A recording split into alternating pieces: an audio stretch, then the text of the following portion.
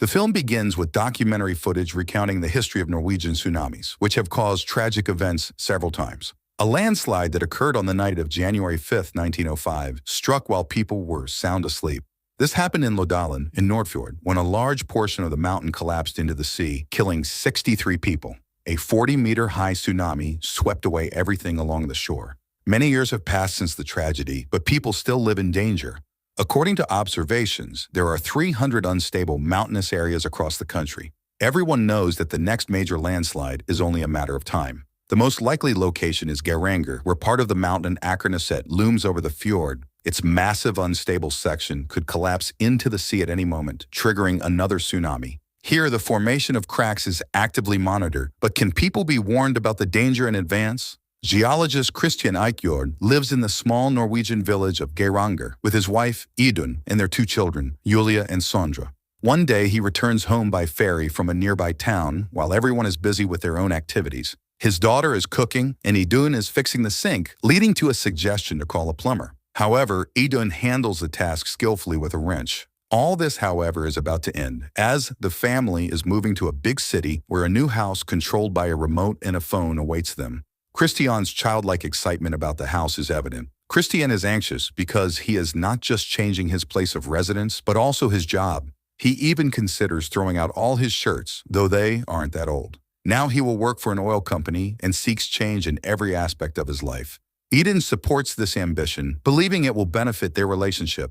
On his last day at work, Christian visits the Central Seismological Station, where he has worked for several years. He is bid farewell by his colleagues, Jakob, Arvid, Margot, and Georg.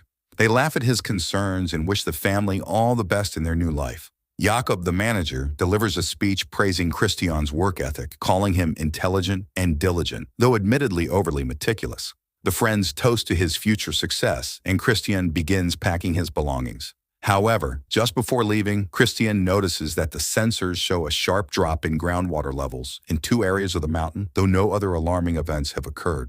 Everything seems stable, even though the siren keeps signaling danger. Nonetheless, Christian's colleagues assure him that everything is fine and urge him to head home, where his family is packing their belongings into the car. Taking a deep breath, Christian leaves, though he cannot shake the ominous signs from his mind. Eden reminds her husband once again about the upcoming move and complete career shift, and Christian agrees to let go of work concerns. Meanwhile, Sondra expresses his reluctance to move as he considers the village his home, where he feels comfortable and secure. Family friends also joke about the attempt to change their lifestyle, doubting that life in a big city or Christian in a tie will suit them. Eden mentions that she will have to stay behind for a couple more days to finish her last shifts at the local hotel, while Christian watches the mountain with unease. After saying goodbye to friends, he takes the children and heads to the ferry crossing. But suddenly, he turns around and returns to the station to check the instrument readings one more time. Leaving the children in the car, he rushes to his colleagues, shows them the documentation, and suggests that the problem might not lie in the sensors, but in the wires connected to them. All mountains consist of layers, and the boreholes drilled by seismologists pass through these layers. Groundwater cannot simply disappear. It finds new paths and creates new layers, causing shifts that may damage the wires. If this is the case, there won't be any warning signs before a landslide. Realizing the seriousness of Christian's hypothesis, Jakob sends Christian and Arvid to the mountain. They fly to the observation platform and descend into the crevice. Meanwhile, Sondro, tired of waiting for his father, calls his mother, and Idun learns that the children are still sitting in the car near the seismological station. At the same time, Christian and Arvid descend deeper and soon confirm that wires are indeed broken in one area, indicating that a layer of rock has shifted. This supports Christian's belief that a disaster could happen at any moment. Christian suspects groundwater movement could destabilize the mountain, triggering a collapse and a devastating wave that would destroy the village. However, Arvid and others are hesitant to act, fearing panic could ruin the newly started tourist season.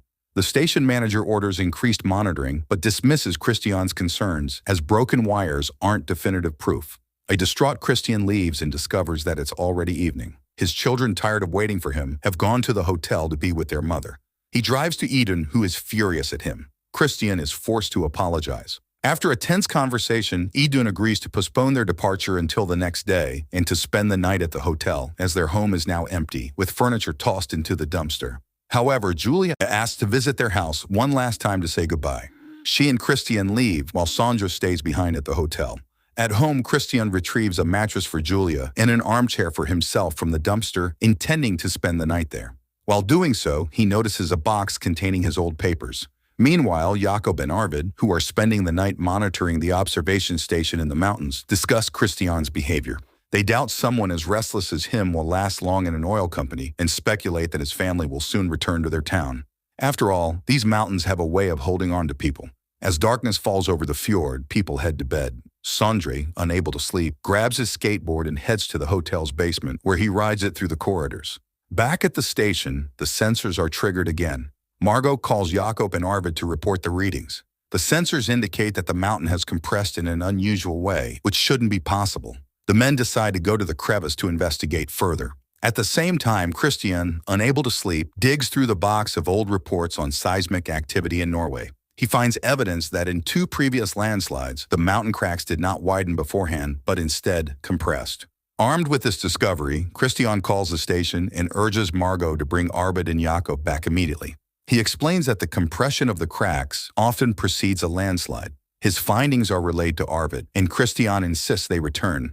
However, as Arvid and Jakob begin to explore the dangerous area, the plates shift. The crevice walls start to close and the climbing anchors become unstable. Christian realizes that avalanches typically occur after compression and calls the station again, urging Margot to sound the alarm. Hearing the urgency in his voice, she activates the emergency warning system. The city's siren blares, signaling an immediate evacuation and indicating that they have only 10 minutes before the surrounding mountains collapse and a massive tsunami forms. In the mountain crevice, Jakob falls into the gap, and Arvid, trying to save him, plummets into the abyss. A colossal mass of land crashes into the fjord, triggering the tsunami. Christian and Julia race to safety in their car, while Idun realizes what is happening. She and her colleague rush to alert the hotel guests, urging them to board the evacuation bus as quickly as possible. Many guests don't believe in the impending danger, forcing the women to run frantically through the hotel, convincing everyone to leave. Idun contacts Christian, urging him to drive Julia to safety. She promises that she and Sondre will get on the bus with the tourists. However, when she rushes to Sondre's room, she finds it empty. Panicking, she begins searching for him. On the road, traffic to higher ground halts near a viewing platform. Christian urges people to abandon their cars and climb, but few listen until the wave becomes visible. Meanwhile, Idun refuses to leave without Sondre and returns to the hotel, joined by Maria and Philip, a couple offering to help. On the mountain road, Christian finds a woman trapped between cars. He sends Julia ahead to climb and rushes to free her. Just before the wave hits, he shoves her into a car and climbs in with her. The wave smashes the vehicle, shattering glass and tossing it across the rocks. Christian is knocked unconscious after hitting his head. Meanwhile, Idun and the couple finally find Sondre in a corridor. Together, they run for the exit, only to stop in horror as the massive wave crashes into the hotel. Maria freezes in fear, and Idun struggles to pull her back inside. The water demolishes the first floor, destroying everything in its path. Idun shouts for everyone to retreat to the basement, and they rush to the shelter. They manage to lock themselves in the basement, which is designed as a bomb shelter. However, Maria is swept away by the water, leaving Philip devastated. Christian regains consciousness in the overturned car and realizes that the woman he saved has died. The wave has receded. At the station, Margot detects a signal from Jakob, who somehow survived. However, Arvid is gone and she breaks down in tears, overwhelmed by the magnitude of the tragedy. Christian crawls out of the wrecked car and begins making his way up the damaged road, strewn with mangled vehicles. Eventually, he finds Julia among the survivors. Meanwhile, Idun checks the shelter, which is rapidly filling with water. Christian borrows a phone, contacts the viewing platform, and learns that the bus from the hotel never arrived. No one knows what happened to the passengers. Determined, Christian decides to make his way to the hotel himself, urging Julia to stay with a trusted couple and promising to find and bring back her mother. Meanwhile, Idun tries to open a door behind which a massive amount of water is pressing.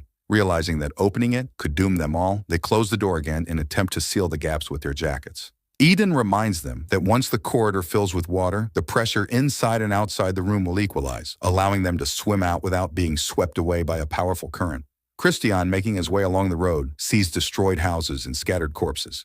He comes across the wreckage of the hotel bus, where all passengers have perished. Climbing inside, he examines the bodies, relieved to confirm that neither his wife nor his son is among them. He continues toward the hotel through the devastated streets of the obliterated town. In the basement, now almost entirely filled with water, the 3 survivors find an air pocket beneath a ventilation pipe. Idun urges Philip and Sandra to hold on and wait for the water to stabilize. However, Philip panics and, in a desperate attempt to save himself, begins drowning Sandra. Idun manages to hold off the crazed man for a while, but when her son starts choking on water, she is forced to subdue Philip by drowning him with her legs underwater. Meanwhile, Christian finally reaches the hotel. He searches the rooms and finds some of his son's belongings in one of them, breaking down and crying over them. Overcome with despair and anger at the forces beyond his control, he begins striking a metal window frame with a stick. Hearing the noise, Idun and Sandra in the basement begin banging in response. However, Christian doesn't hear them. Determined, Idun dives, retrieves a piece of metal, and starts striking it against the pipe casing. Realizing where the sound is coming from, Christian descends into the basement just as the water begins rapidly filling the last remaining air pocket. Idun dives underwater while Christian works to clear a debris-blocked door. Meeting his wife underwater, he swims toward their son. At this point, Sandra is nearly defeated, having lost all hope. Christian reminds him how much he is needed by his family. Motivated, the boy pulls himself together and they start swimming to safety. However, during their escape, Sandra begins to panic and loses his sense of direction. Christian shares his last breath of air with his son, pushing him toward Idun. Realizing her husband has likely drowned, Idun dives after him, pulling Christian into the corridor and performing CPR.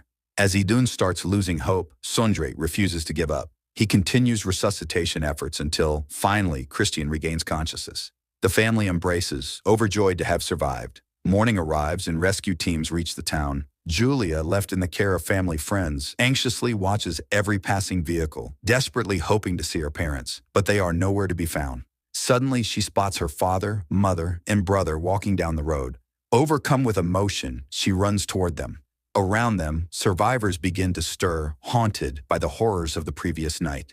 Today, the crevices of Akraneset are under constant observation. Every year, they widen by 15 centimeters. Experts are certain that a landslide will eventually occur, but no one knows when. Director Roar Uthaug's film is an impressive drama and thriller that compels viewers to reflect on the value of life and the fight to preserve it. Shot on a relatively modest budget, the film astonishes with its spectacular special effects and gripping storyline, serving as a sobering reminder of nature's power and the fragility of human existence.